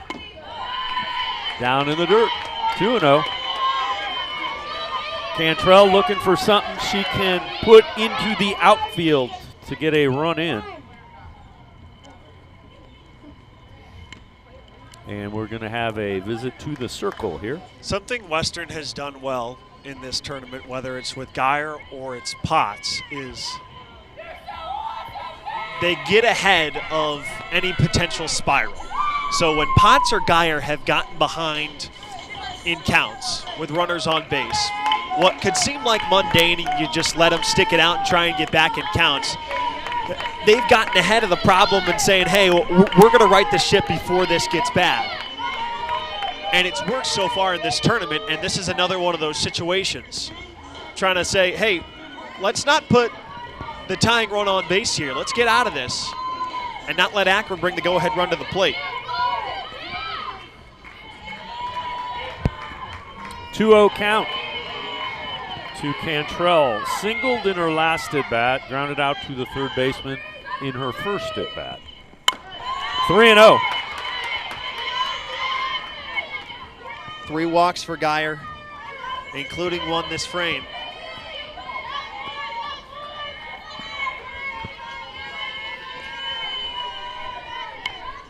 Geyer delivers.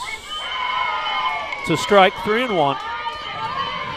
If you're Cantrell, got to be looking for that again. If you get the changeup, she probably sits back on it and waits. Takes it. Andrea Day would be next for the Zips. Here's the 3-1. Ball 4. Misses up high with the changeup, so 2 walks will bring Andrea Day to the plate as the potential go-ahead run. Second time the Zips have had a couple runners on. Sydney Selker popped up to second, back in the fourth. Can Geyer navigate her way through this? And remember, they have the Swiss Army knife, Casey Fazzini, who has come in relief in both Western wins.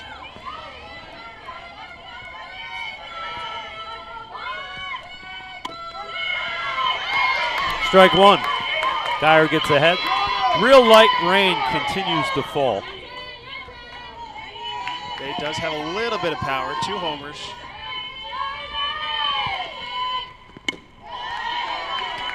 Outside and low. 1-1.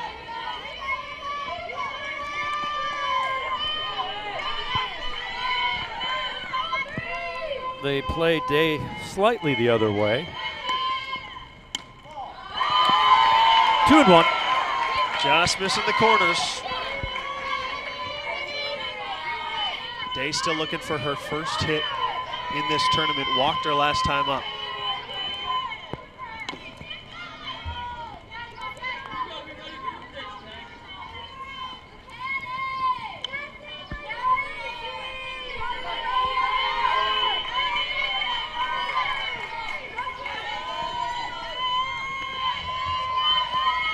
A little bit of a gap in right center for Day. 3-1. Pressure starting to mount. She's lost control of that changeup the last couple of times. Another ball would put potential game-tying run in scoring position and load the bases.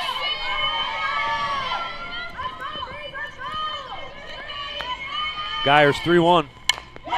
Good rip at it, fouled back, count goes full, 3 balls and 2 strikes. A little late there is Day, but she saw it well. Where do you go? 3 balls, 2 strikes. If she doesn't go off speed, I think she'll try and go away. Massive pitch. Geyer trying to work around 2 walks in this 6th. Ball 4, walks, the bases loaded. I'd love to get another look at this one. This was right there. Did not miss by much. And now the bases are loaded for Selker on 3 walks.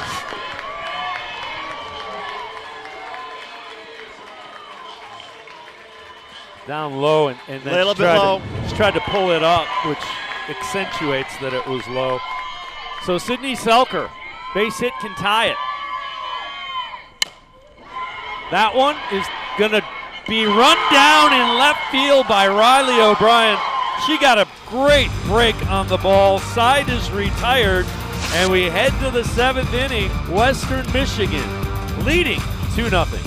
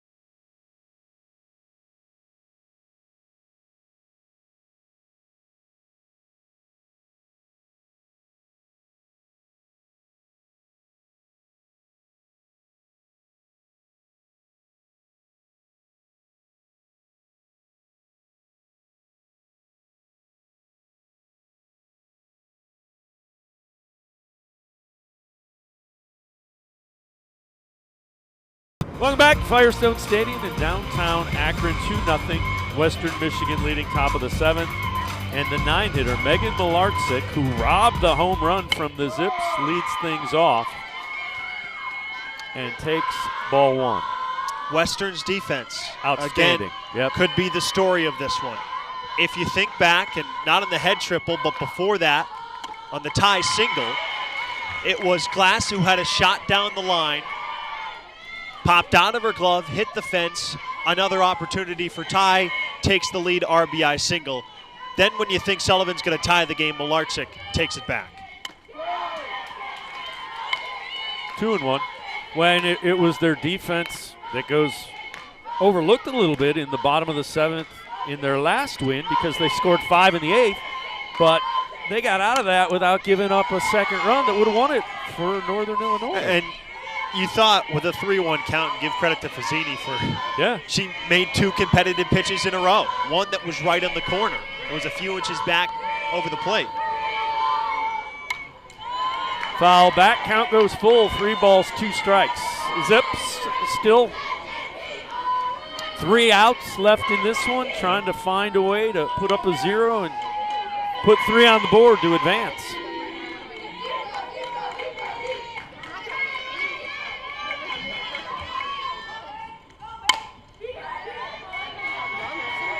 Good thought, just trying to put the ball right down the line. Little half swing, goes foul. If you're the Zips, it feels somewhat demoralizing that you weren't able to get any runs in that bottom of the 6th, including a home run robbery by Megan Malarczyk, the woman at the plate.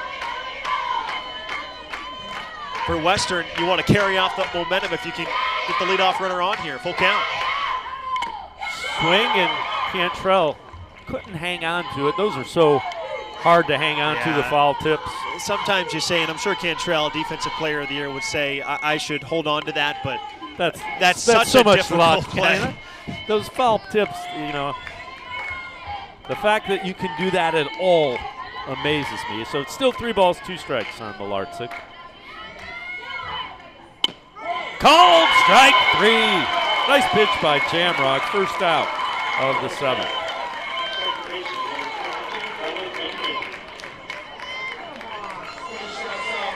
And what else I will say about Western as we take a look, located just at the knees. Great pitch, one of the better pitches we've seen all day from Matty Jamrock for the first out. But both of Western's runs and RBIs have been with 2 outs, Dave. Yep. Right? And the head triple, which started with the O'Brien 2-out single, that was all with 2 outs, right? Bases were empty with 2 outs. Western has adjusted a little bit better to Matty Jamrock than Akron has to Geyer. Where Akron has succeeded was Geyer getting a little bit out of control. Outside corner, strike 1 to the leadoff hitter, Bella Duncan.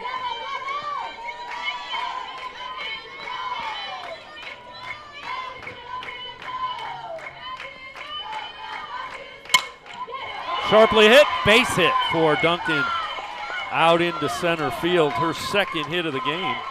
So runner at first, 1 out here in the 7th, and Broncos would love to tack a run on here. This is up in the zone.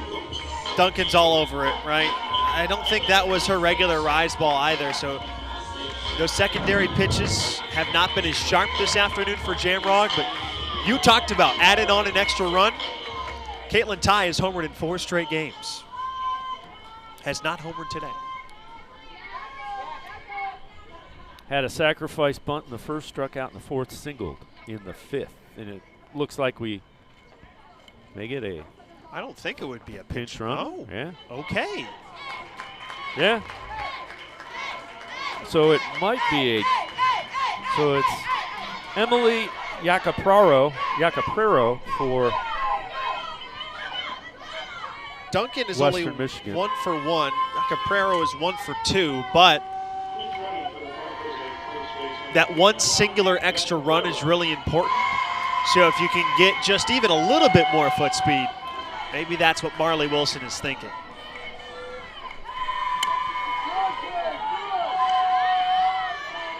Jamrock misses, ball 1.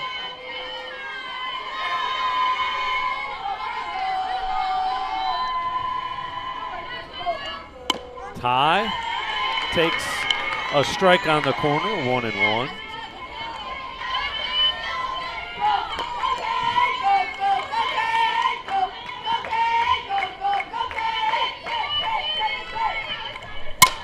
In the air, center field, going back, Lee. On the track, she grabs it for the 2nd out of this 7th inning. Gave it a ride, but Lee able to track it down. Just missed it. Got under it a little bit. Now it's up to Jordan Smith. Thought for a moment she might have her 5th consecutive game with a homer. Smith has flown out to center, popped out to the first baseman, and popped out to the 3rd baseman. 0 for 3 for the game.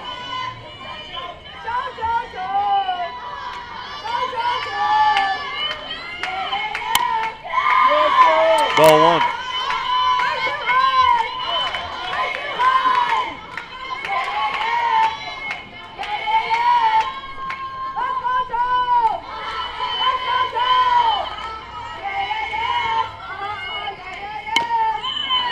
One and one.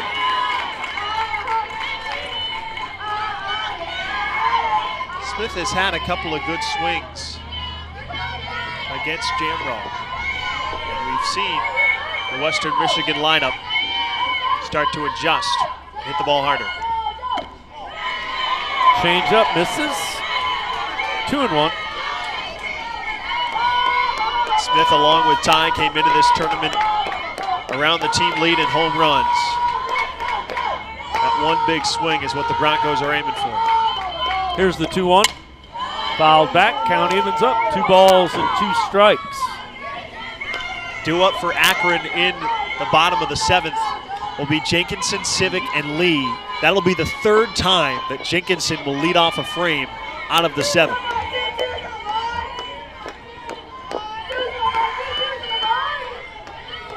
Here's the 2-2. They appeal. They say she did not swing.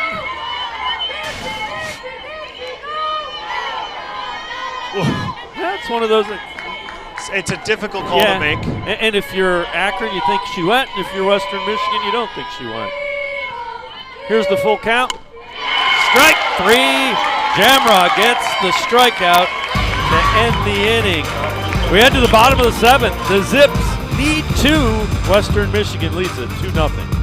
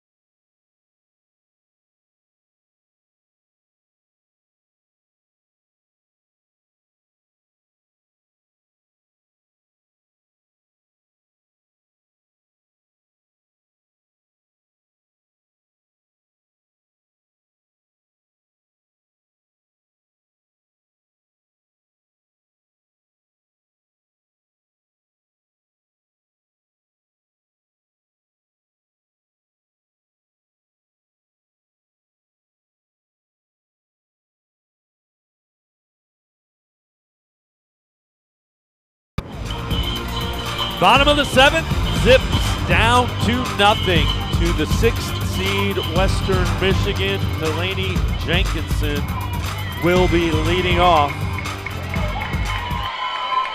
She grounded out to the pitcher, grounded out to the shortstop. And Morgan Sizemore has come out on deck to pinch hit for the Zips. Ball 1. Geyer has been outstanding. 6 shutout innings, has allowed just 2 hits to the Zips. Did walk 3 in the 6th inning, but able to get out of it without any damage.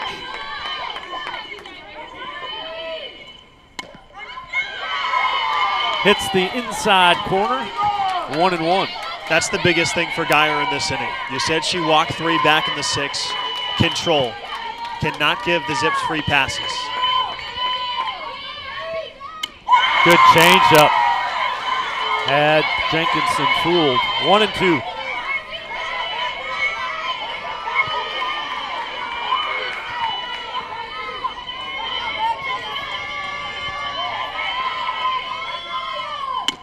Called strike 3. Nasty. Comes right back on the outside corner. Speeds it up so that looks a lot faster. Located perfectly, framed well by head. That's perfect sequencing. So Morgan Sizemore will be the pinch hitter for Brooke Civic.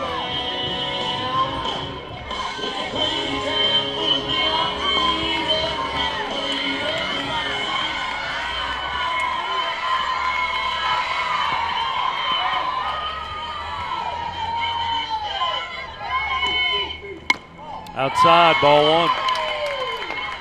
Leadoff hitter Megan Lee is next. Sizemore provides a lot more power than Civic does, so you're hoping Jenkinson got on if you're the Zips. 2-0. And with a pinch hitter like this, if you're Geyer, I understand you've been trying to go in the outer half of the plate to lefties, but you have to try and challenge her here. Right? Pinch hitter coming off the bench, hasn't swung it much. That one gets the outside edge, 2-1.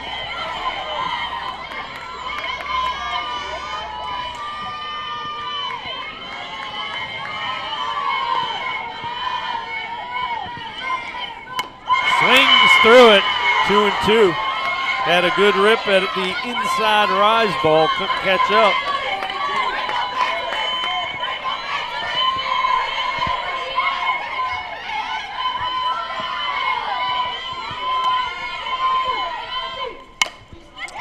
In the air, Ty grabs it. Nice job again by Caitlin Ty, and now 2 outs. And the leadoff hitter, Megan Lee, trying to keep this one alive for the Zips.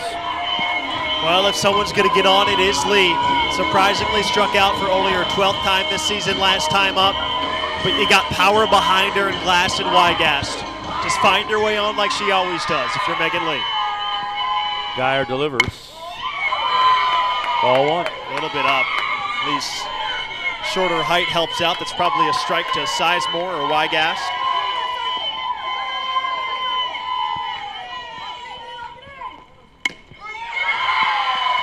One and one. Winner of this, just a win away. They will play tomorrow afternoon for a MAC championship. Loser has to come back later tonight and battle. Bunt down, and Lee beats it out again. Second bunt single of the game. There it is. And the turf just deads it because there's a little spin on it, and now it's up to Glass. Glass and Wygant would be next. Lee, plenty of speed. 9 home runs this year for Glass. Over 1,000 OPS. Has flown out to the right fielder, popped out for the shortstop, walked in her last at bat, last inning. Changeup, drops in, strike 1. You got to be careful. You know Glass is probably sitting dead red. But the next 2 are certainly threats to tie it. If you're Glass, you're just thinking hit it hard, pass it on to the next one. The 0-1. Catches the corner, no balls, 2 strikes. Craig Nicholson is irate over there beyond the third base coaching box. He thought that was outside.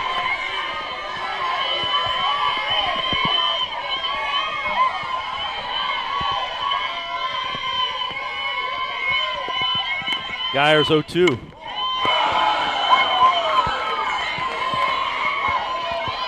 One ball and 2 strikes. I don't know where that one missed, Dave. I'll be honest.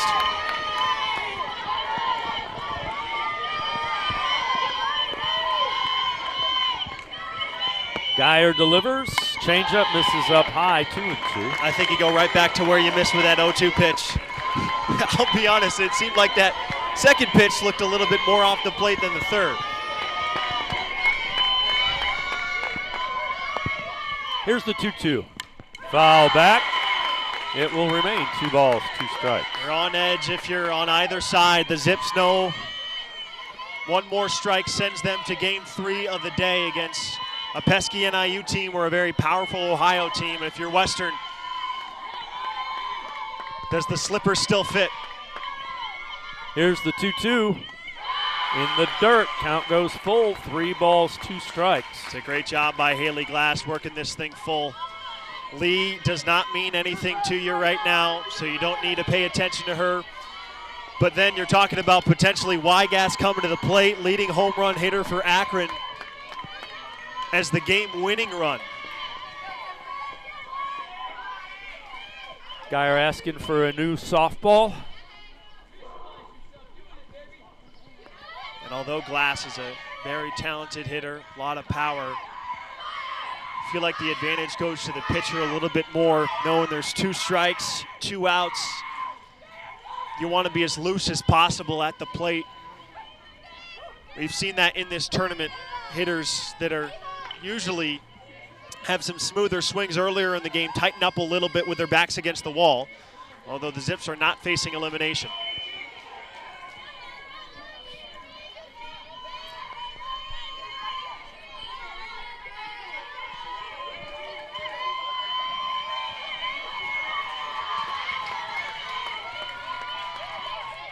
Geyer with the payoff, fouled away, we'll do it again. And again, Lee will get a good start with 2 outs and the full count. You want Glass on because even if Wygas can't go deep up next, anything to the gap, and Glass can fly as well. Geyer will do it again. Remains 3 balls, 2 strikes. Glass battling. When do you go back to the off speed now is the question. Zips down to their final strike here in this winner's bracket final. And the battle will continue between Geyer and Glass. Trying to get something she can put in play. I feel like she's almost in protect mode until she sees one way out of the zone and she'll get a walk. There's the 3-2, ball 4. So the tying run now at first, and stepping into the batter's box, the potential game-winning run, and Sophia Wygast has twice flown out to center field, has also struck out looking. Was a little bit early on the changeup as I think Western wanted that to be strike 3, and Scott Helmka's given them a little bit of a warning to their bench.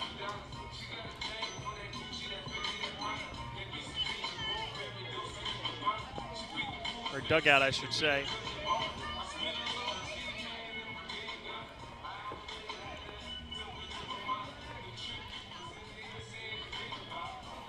So if you're Wygast, you're looking for something you can drive. It's pretty simple.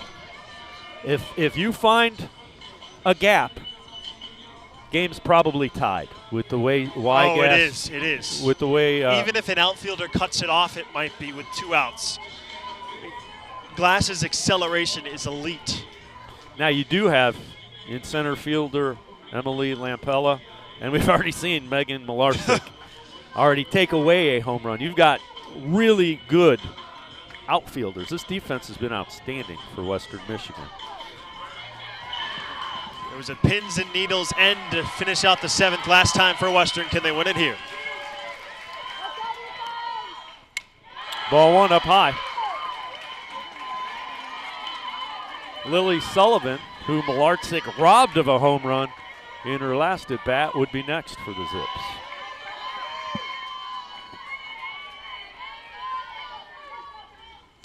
Fouled back, count evens at a ball and a strike. Give credit to Geyer. She has not, although she has walked Glass, made a bunch of competitive full count pitches.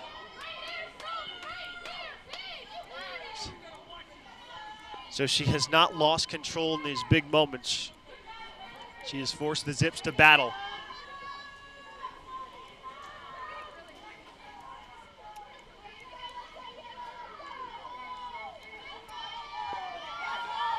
Think back to the previous inning. That's why that day walk was huge, because it allowed the top of the order to at least get a shot here. And they're making the best of it so far.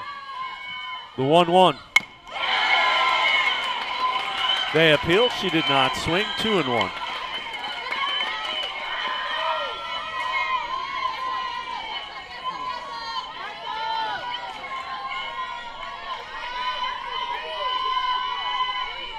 Geyer delivers.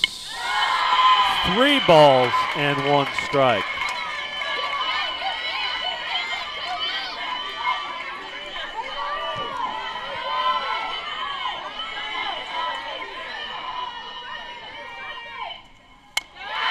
Ball 4, bases loaded. Now a base hit ties it up.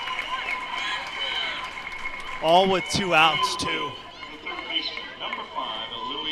And they're going to bring in a pinch runner for Wygast here as the potential winning run.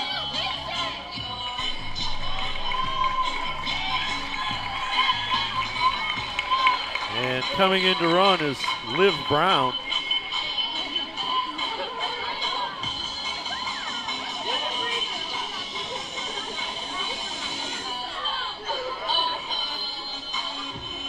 It was Sullivan who last time up hit the ball out to right field that Megan Malarczyk went over the top of the fence and grabbed, robbing a home run from the cleanup hitter. Right now, base hit ties it up. Gap shot probably wins it with the pinch runner, Liv Brown. Geyer's previous career high was 5 walks. She has 7 today. When 5 of them were in the last 2 innings. She walked the base loaded last inning, has walked the last 2.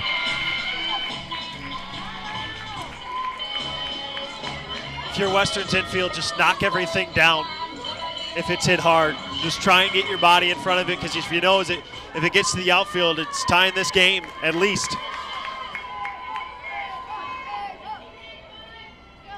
They play Sullivan straight away and deep. She has, last 2 times up, has flown out to the right fielder. Strike 1, little changeup, outer part of the plate.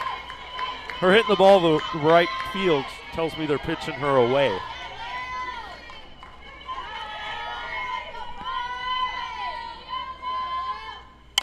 In the air, left field, going back. That one's gone! Lily Sullivan walks it off.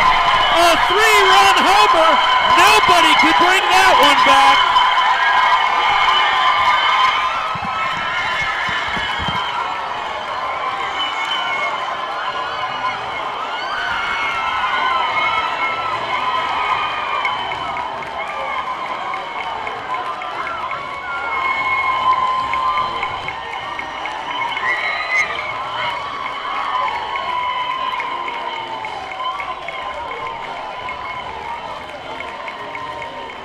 The cleanup hitter for the Akron Zips.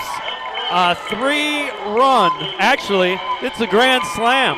It's a walk-off grand slam for Lily Sullivan, and Akron advances to the winner's bracket final, awaiting somebody tomorrow as they walk it off. 4-2 is the final. We're going to step aside and wrap this one up. A dramatic win for the top seed, the Akron Zips.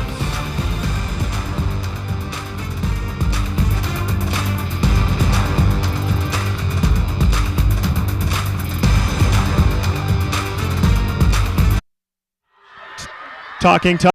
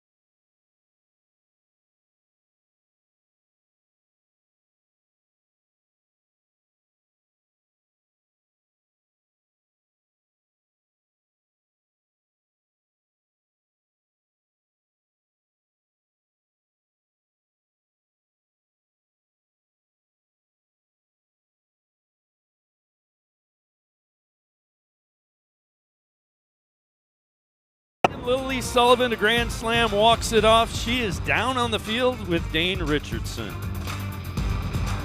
Lily, you have this grand slam. What's your... I mean, I've been seeing the ball well all day, so I kind of knew I just not let the moment get bigger than me, and all I had to do was put a good swing on it to, you know, kind of win the game at the end there. So there's really nothing to describe this. It's kind of like a fairy tale ending to this game, but I just knew I had to swing on it and let the rest happen. You get to play for a championship tomorrow. How does that sound? I mean, it's honestly a dream come true. It's something we've been working towards this whole season, and you know, I just can't. We're so ready. We're made for these kind of games. I'm just so proud of us. Congratulations. We'll see you tomorrow. Thank you. Dave, back to you. All right, Lily Sullivan zips down to their final strike. She comes through with a walk-off grand slam.